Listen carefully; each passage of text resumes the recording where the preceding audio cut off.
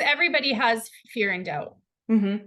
Everybody. So even the people that we think that we look at don't, like Elon Musk and Oprah Winfrey and, all these people like Lady Gaga and whoever you see out there doing what you think might be extraordinary. It's like they have it. They have the Mm-hmm. fear and the doubt. They just know what they recognize when it's restricting them, Mm-hmm. right? And if it's restricting them, then they just say no to it. It's like, no, we're not going to listen to that. That's holding me back. That's not keeping me safe. It's just holding me back.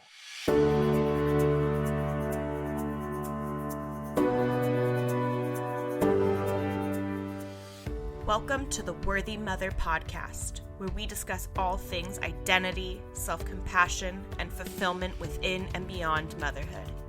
I'm Emily Rose Hardy, a mindset and self-love coach for moms. I am a firm believer that to be able to take care of our children, we must take care of ourselves first. This is not a parenting podcast. No, this is a podcast where we will challenge the societal expectations of what it means to be a mom, demystify the perfect mom myth, and learn to love ourselves.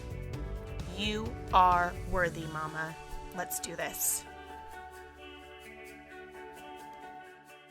Hello, hello. We have a really inspiring episode for you today. I am joined by life and empowerment coach Lyndsay Hume for a conversation on overcoming fear and self-doubt to become your future self now. Lyndsay is a trained therapist turned certified empowerment coach for women who want to live out their purpose, create extraordinary lives they love, and make an impact in the world. Lyndsay believes that when women pursue their purpose, which is the thing that they were gifted to do on this earth, they are in alignment with their higher self and their true desires, and therefore they create abundance not only in their own life, but in the world. So Lyndsay, welcome to the Worthy Mother podcast. I am so excited to get into this with you. Can you just tell us a little bit about yourself, your story, what you do? Sure. Well, thank you for the great introduction. I covered some of it already.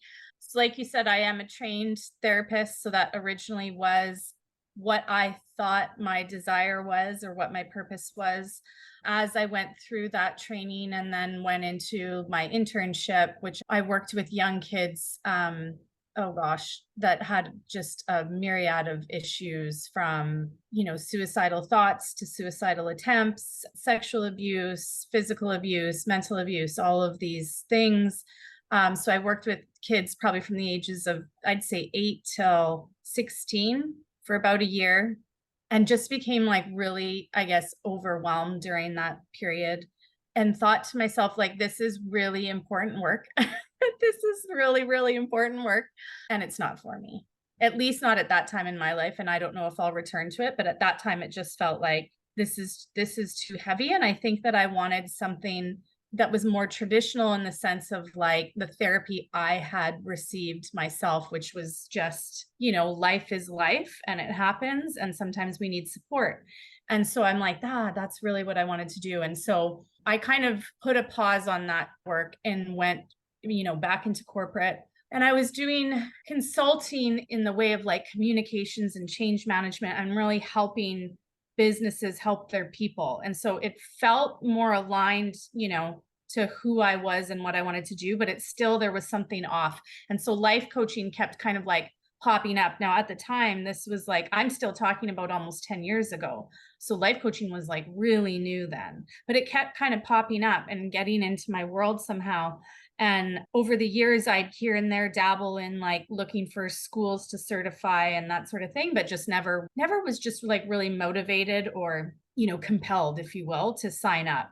And then I guess it was April 2021, I think, that I found the life coach school. I'm trying to do the math in my head. I'm looking at the date over there on my computer, but it was around a couple years ago. And I found the life coach school and it just really spoke to me. And I signed up immediately for certification, and the whole experience has been life-changing for me. So now it's about sharing with people everything that I learned, because I didn't just learn to become a coach. I feel like coaching was already in me and it was a kind of a natural part of who I am. So while I did get some very like tangible tools to use during coaching that made me a better coach, really the difference that came in my life came from learning the strategies of like mindset that I just had no idea about. So now it's just my mission to like help women understand how the brain works. So kind of taking my old education of psychology, combining that with what I've learned through life coaching to help them really create this like solid, resilient, empowered mindset so that they can take on, you know, their biggest desires and dreams. I love that. And I love how your story is kind of proof of that transition to like living what you actually want, what you actually desire, right? You have made a decision in your life to pursue therapy, and you did it, and you did it wholeheartedly, and it wasn't for you the way that you entered into it. And so I think, you know, sometimes we can get stuck in talking about the where we're at now kind of thing. And I think it can be so inspiring just for anyone listening to hear like the transition, and just knowing that, like you said, that was 10 years ago, right? It's like, it's just fascinating to think about how our lives play out, and we can't exactly know what's going to happen, but we know that there's this opportunity for change. So something I want to get into a little bit is you talk about this future self, right? A lot of the work you do is for helping women become that future self now. So I'm wondering if you can kind of define that for us a little bit, and explain maybe how someone goes about envisioning their own future self really intentionally. Yes. Because I love that you say intentional, because I think that's the whole purpose. And what I want to say is that it's not that you can't achieve like a big goal or desire without doing this intentionally. You can do it unintentionally for sure. It just takes longer. So the whole idea of doing it intentionally is to kind of speed up the process and pull your future towards you. So with that said, you kind of want to imagine, put yourself in the position of your desire has been fulfilled, or it has been created, or, you know, achieved, however you want to see it. So imagine yourself there. And if that's not easy, for some people it is, some it's not. Imagine somebody that you know that has achieved that. And what you want to do is start to think about, okay, how is that person different than who I am? Right? And visuals sure are great. And what I mean by visuals, they're like, do they look different? Do they dress different? And those are things that happen. You know, we change how we look and our style maybe. But really, I'm talking about, how does that woman think? How does she make decisions on a daily basis? What is her emotional state? How does she handle the unknown or like challenges that come her way? And what you'll find is that the future self is a lot more secure, right? Because she's achieved the thing already. So it's not that she is going to tell you, don't expect any challenges. It's easy, but she just knows that everything works out. So she's got more certainty about her usually.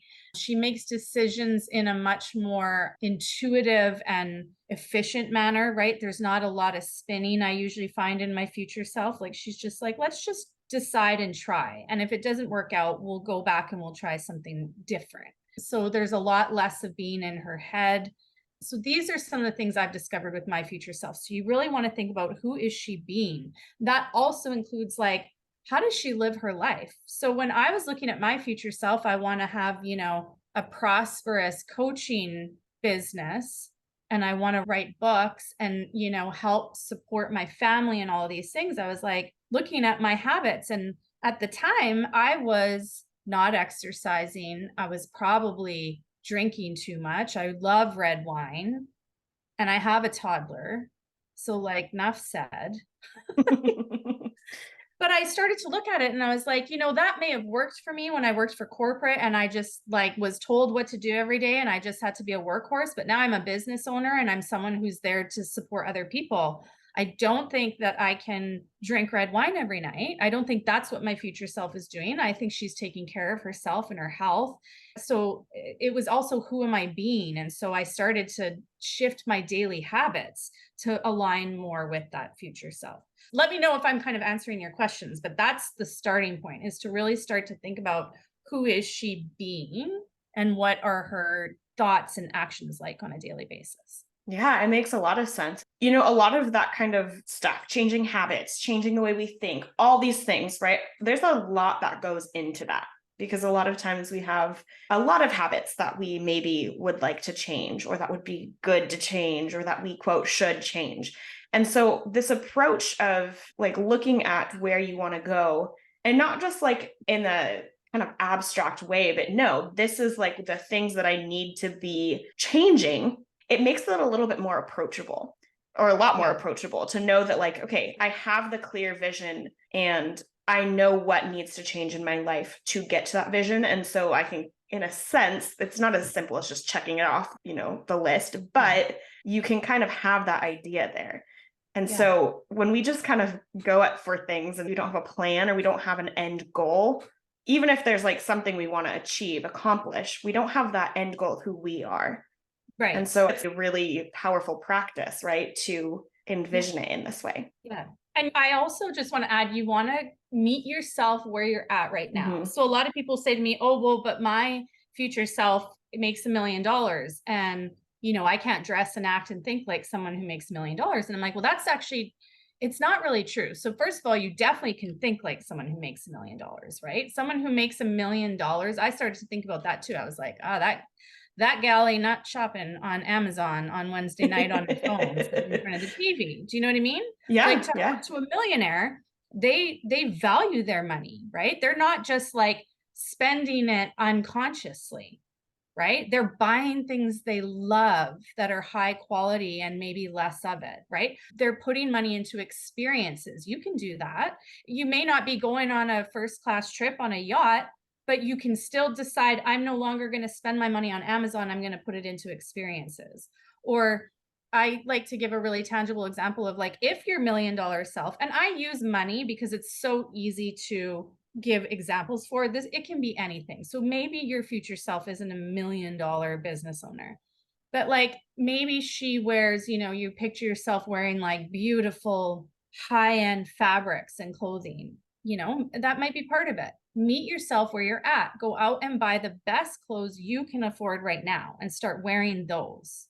Like, you want a luxurious life. Well, think about what makes you feel luxurious. For me, I love a really good scented candle. It makes things feel luxurious. So go buy yourself the best luxurious candle you can afford. Someday it might be a different one, but right now you can afford the $8 one from HomeSense. So go and get that and put it in your home. Get the bubble bath. Start doing things like that just pull that future that you really want towards you. Yeah, that is really important. And it's almost like a little bit of permission giving, right? It's like yes, you don't have to, it doesn't have to be all or nothing. No. You can actually embody that future self now just by recognizing really what the important pieces are.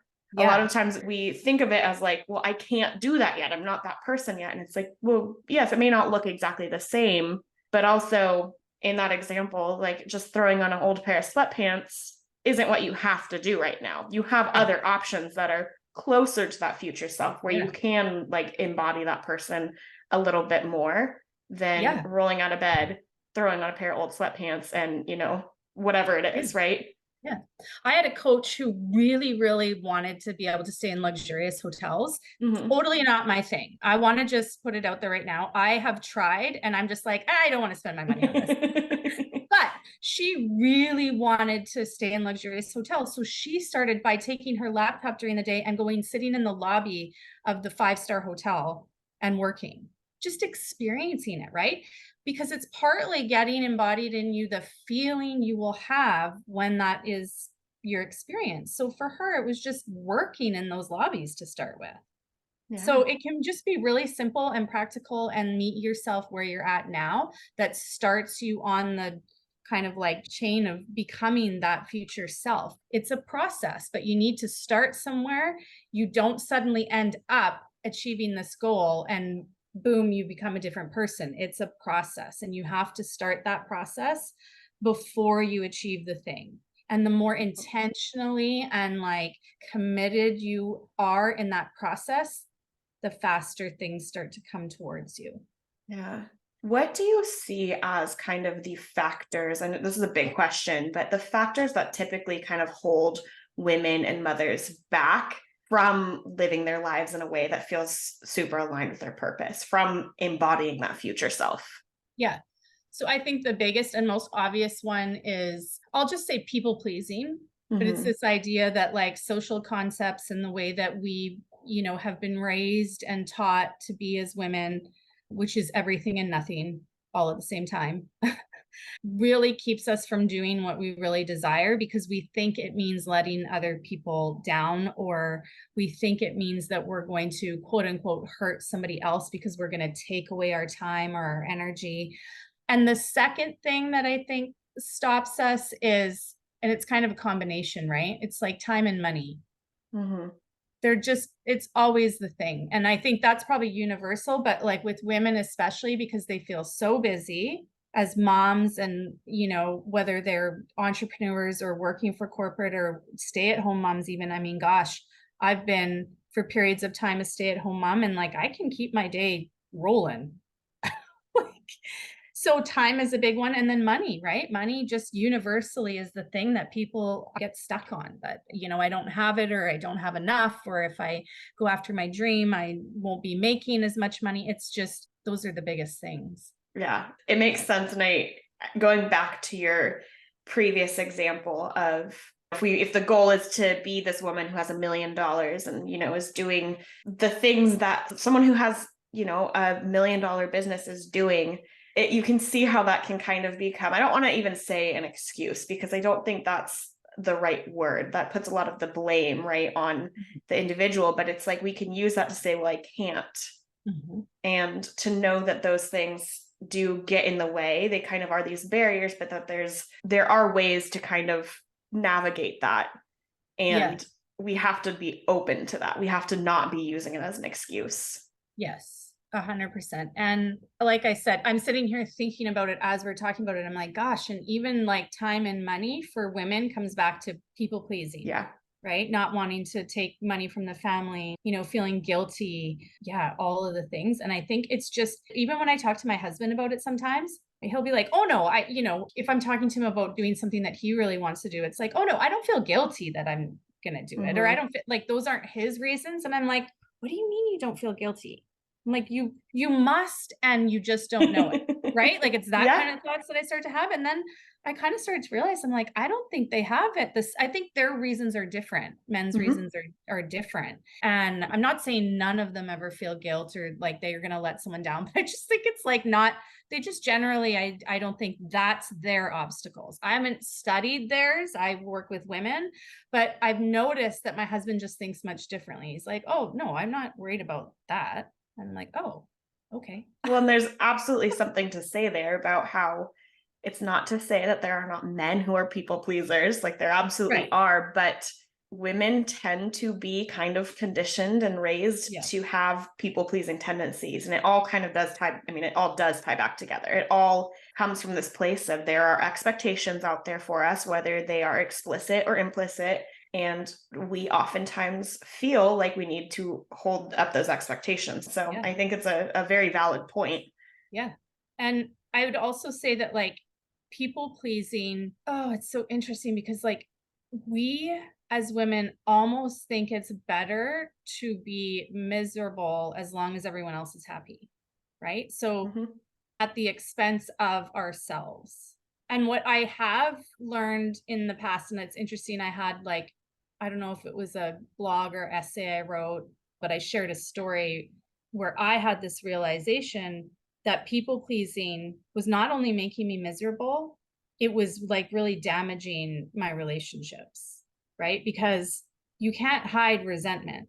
It creeps up. You can't hide those feelings of like feeling like you're giving and not getting anything. And that's not to say that's your husband's fault or your children's fault. Like, I'm giving, and you're not giving back enough. No, that's on me. That's on me. I'm making these choices to make myself miserable, thinking it's going to make everybody else happy. Meanwhile, the resentment's creeping up and up and up, and it's seeping into the household. And when I realized that and changed my behavior and just said, hey guys, what I've been doing isn't what I actually want. at the time, what it was we got a new puppy, and I was just like, I am not into this at all. And I'm the one looking after it because I'm home all day and I don't want it. We're going to gift this sweet puppy to some other family.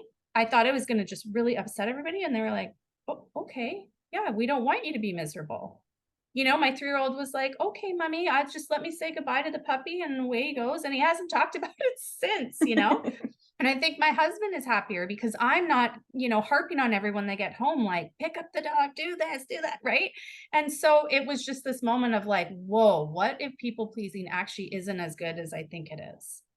And so that's also what I want women to know is like, I think the people that love you want you to genuinely be happy. They don't want you sacrificing yourself on their behalf. We are all responsible for our own feelings and for how we experience the world. And that goes for your husband. And, your children have to learn it, but your in-laws, your best friends, they probably are like, hey, I got this. If you don't want to do that thing, I'm going to be okay. So I just challenge you to really think about that and decide whether or not it's really the best for everyone involved if you just be honest about what it is you really desire and what you want to do. Yeah. And there's a piece there too of like, and be honest with yourself. Sometimes we don't even let ourselves consider another way, like, oh, that's not actually something that I have to be responsible for, that I have to include in my life, in my day. Yeah. And so just bringing the awareness to like having that choice, because oftentimes that's not even happening. Yeah. And then once you realize something, you can figure out, okay, is this something that I want to act on? Is this something I want to kind of eliminate or, change up a little bit? Yeah, totally. Something that I want to talk about in this episode is fear and self-doubt and how those play a role in how we navigate life and how we navigate like the decisions we make, right? Because I think that is something that when you get to the root of it, a lot of times moving forward and becoming what we want to be, fear and self-doubt often do play a role in kind of keeping us feeling stuck and feeling like we can't do it, right? Yeah. And of course, like fear and self-doubt have a function. There's a reason that we are able to experience those feelings, and that's important. But how can we not let the fear and self-doubt keep us stuck? So I think the biggest thing to know about fear and self-doubt, and you already started to speak to it, and I know a lot of people know this at the foundational level, but just to give you kind of an overview of the brain, we know from studying it that it was built at its foundation for survival. Now, at its peak point, it is built for so much more. But really, it's at the base level, it's built for survival. And it's built on instinct. And it was created in a way that keeps us safe. So let's put it this way. Something goes on in the world.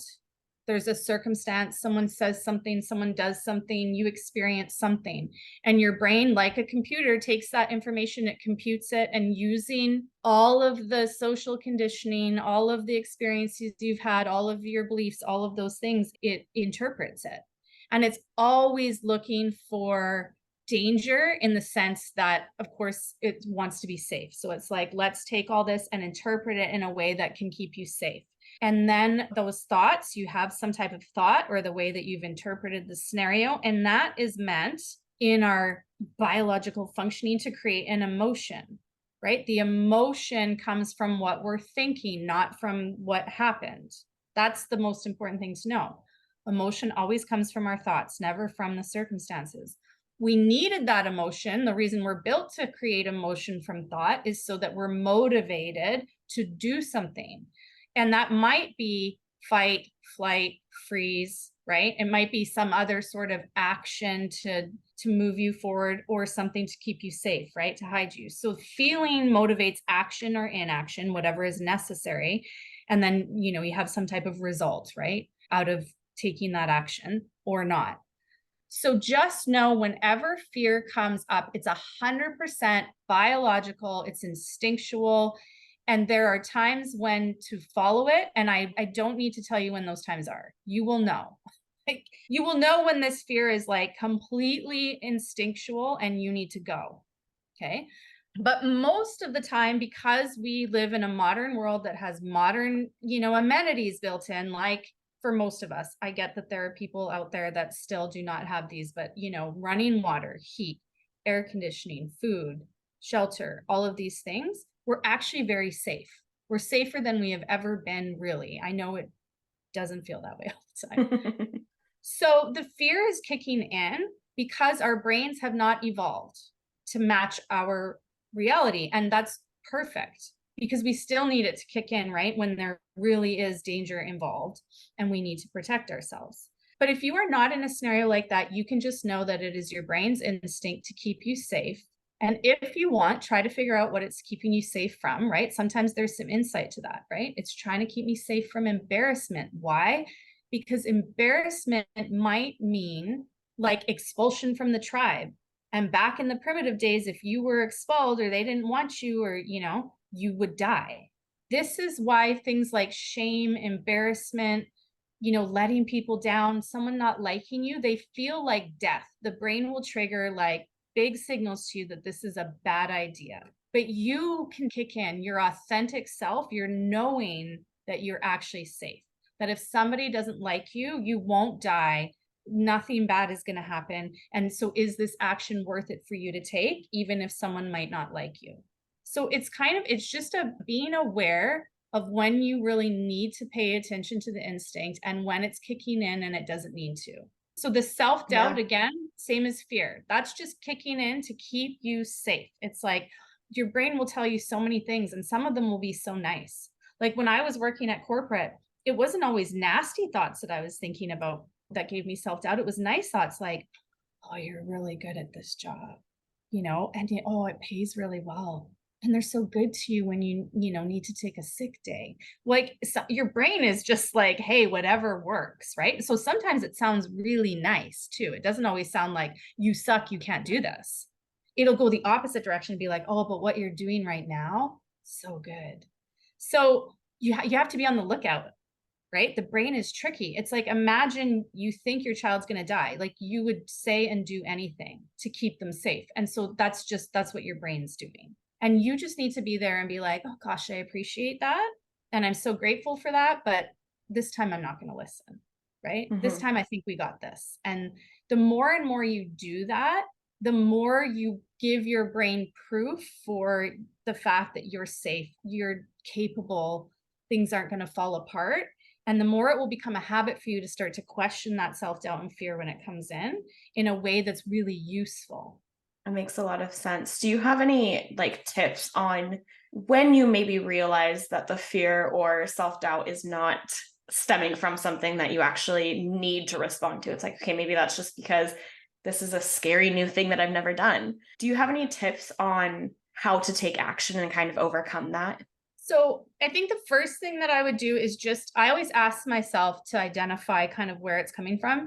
It's like, before I take action, I'm like, if I do this thing, will it restrict me or will it expand me, right? Will it restrict my experiences or will it expand them? And if it's going to restrict me, then I'm like, okay, I definitely need to ignore this, right? If it's going to restrict me by doing it, then I don't do it, even if it feels comfortable. So that's the first part, which I know isn't what you asked, but okay, we've identified that it's restrictive. So even though it's comfortable, even though it's kind of like where I really want to be, I'm going to ignore that. And I'm going to go to the expansive side. Okay, what's there makes me feel really nervous, kind of sick to my stomach. That for me is like always kind of, if it's expansive and it makes me feel just a tiny bit like I'm going to throw up, I'm like, okay, this has to be a go, right? And then for me, I just lean more into my, and it can be spirituality or just like connection to authentic self, that I am not given a nudge or an inspiration or an idea that I am not capable of handling. And I am not going to get rid of negative emotions like anxiety, fear, self-doubt. Like we're not here to have them go away. We're here to just be like, first be with it, just acknowledge it, be like, this is what it feels like to feel self-doubt. Like, this is what it feels like to be anxious. And then remind yourself that there's actually no, and you can go through this. I do this sometimes. I'll actually journal like all the ways this could go wrong.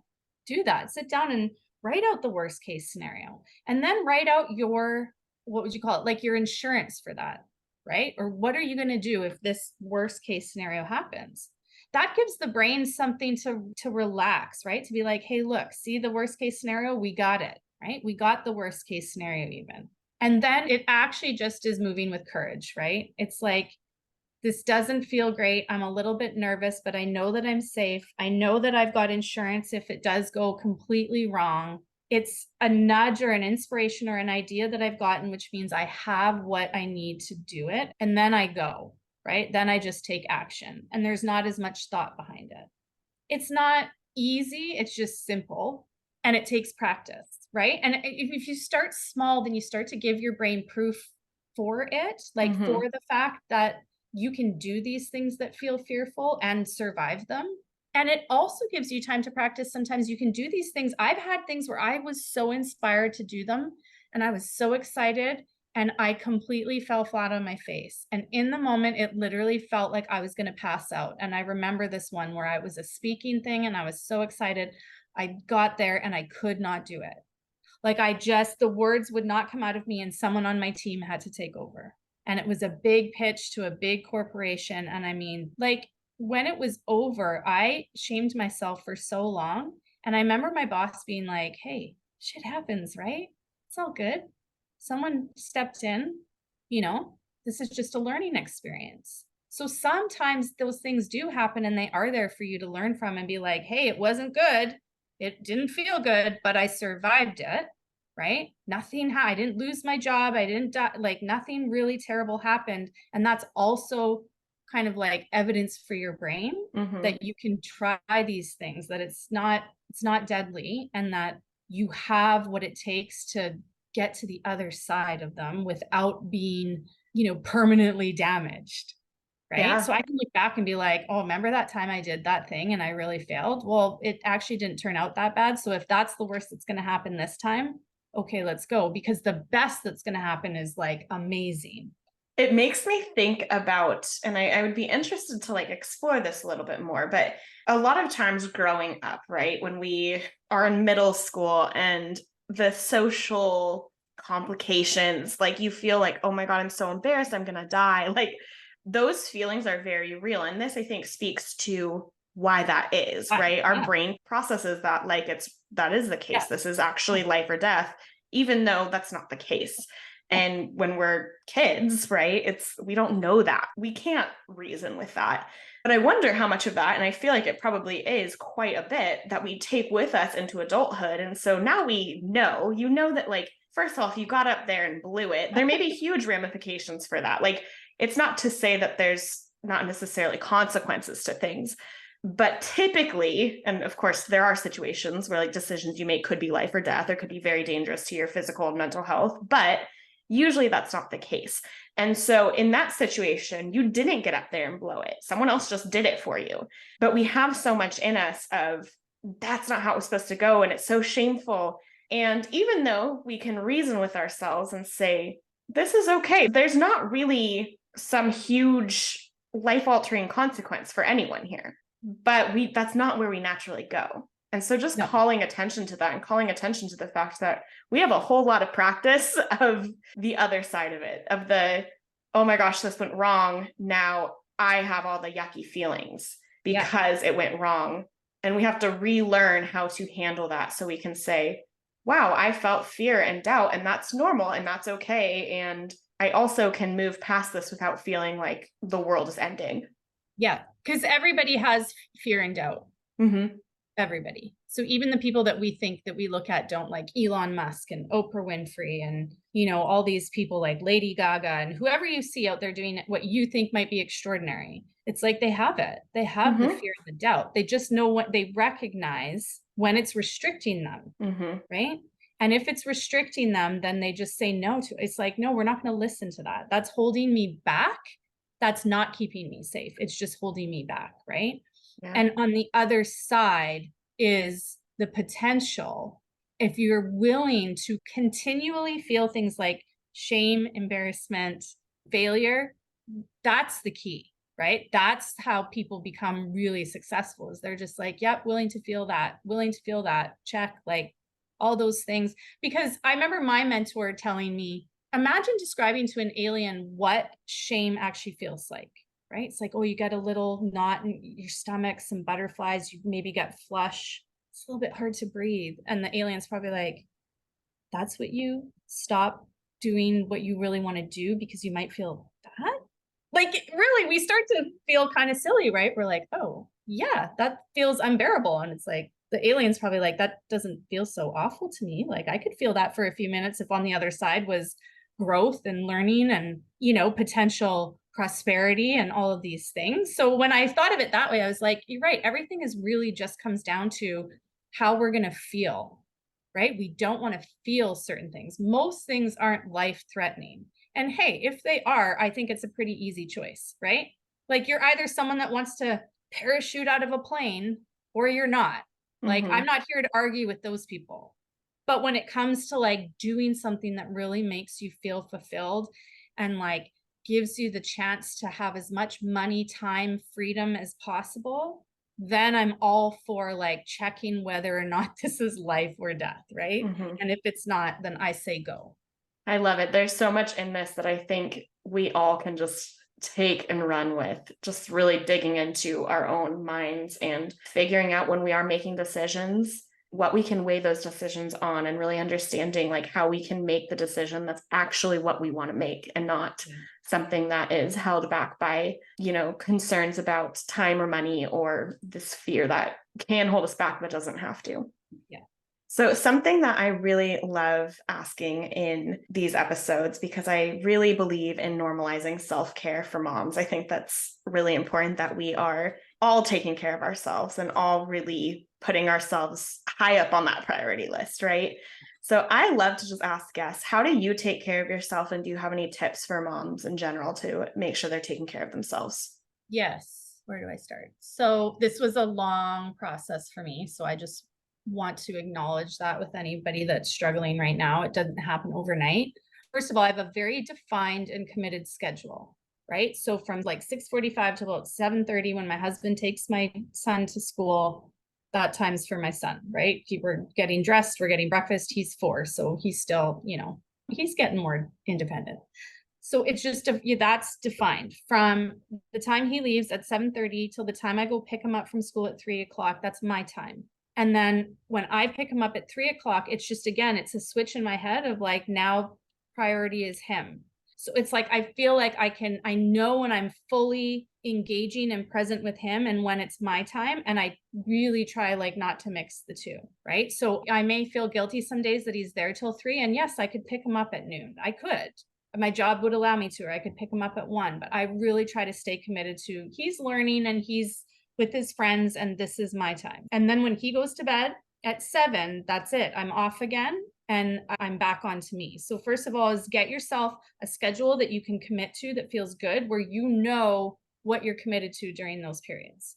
The other thing that I found really helpful is just like for me having, I have a workout plan or, schedule again. I love journaling. I do it every morning. That's big for me.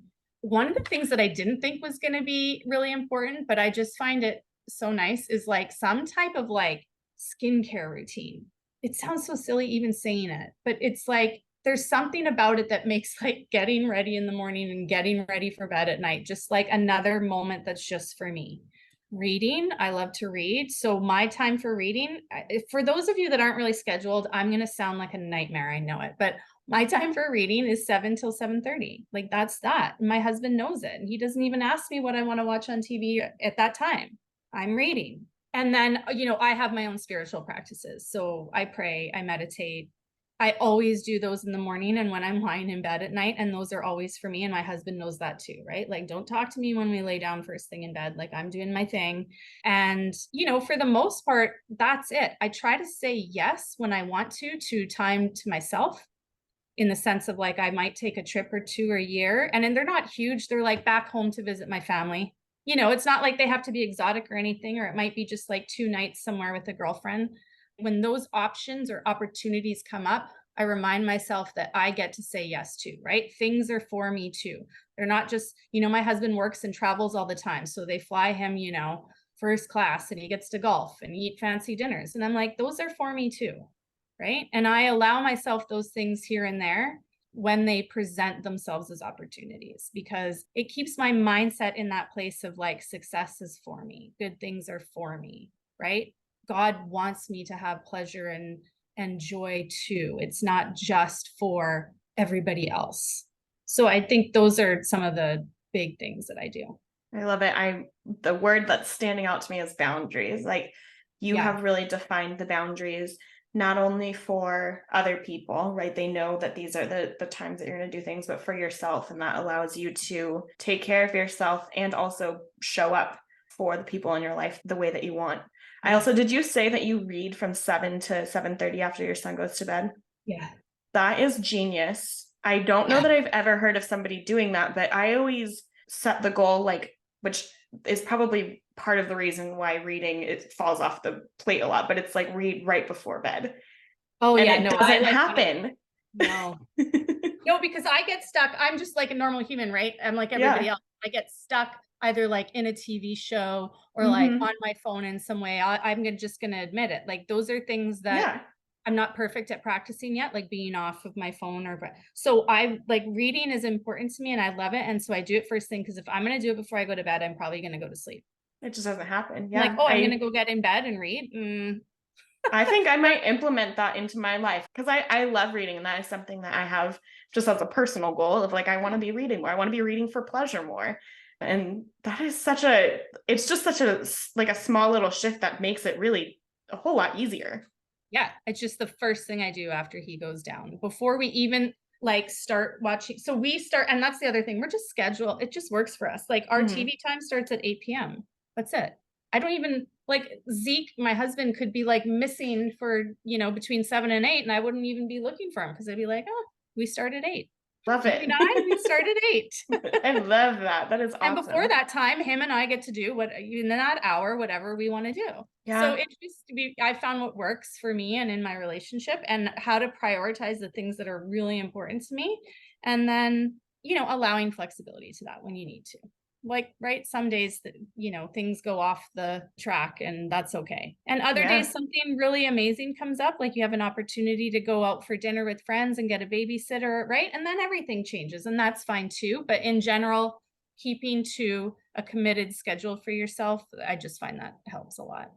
I love it. I love this question because I have asked nearly all of the 30 or so guests that have been on the Worthy Mother podcast so far, and the answers are always so different and just so helpful. Like it really is helpful just to kind of hear how other moms think about self-care and how they are incorporating that. Not that anyone's necessarily doing it perfectly, but like just talking about it and just normalizing the kind of options you have for yourself is huge. There's going to be people who schedule their lives and there's going to be people who don't. And they all can take something from that and just be like, I wonder if that would be a better way to do what I'm already doing. Yeah, love it.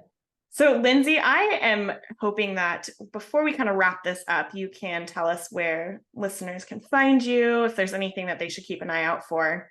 Yes. So you can find me on Instagram at Lyndsay_life coach.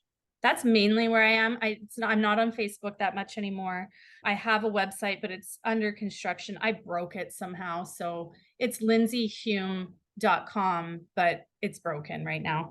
One of the things that I'm excited about that I'm going to be doing and sharing, too, is I'm writing a book so that women have what I kind of say is the 4-step process or the 4 pillars to creating like this extraordinary life that you want to lead. And leading up to that, I am going to be doing, and I haven't released the dates yet, but they can go to my Instagram and go to the link in my bio and sign up for my newsletter, which is called The Promise, to find out more. But I'm going to be doing a 5-day free workshop where I go through the 4 pillars or the 4 steps. And on the 5th day, there's a bonus step that I'm like, you don't need this one, but it just really changes the game on all the other 4.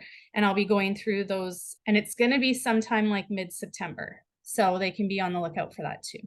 Amazing. So that'll be shortly after this episode drops probably. So that is I'm awesome. going to be developing it like this week and really getting into it next week while my husband and my son are on vacation out of the house. And I'm here on my own. So Amazing. It sounds like there's some exciting things coming down the pipeline. So we'll all keep our eyes peeled for that. Thank you so much, Lyndsay, for being here and just sharing your wealth of knowledge and experience with us. I really appreciate this conversation. Yeah, thank you for having me. And I think I'm going to go back and listen to all 30 episodes now.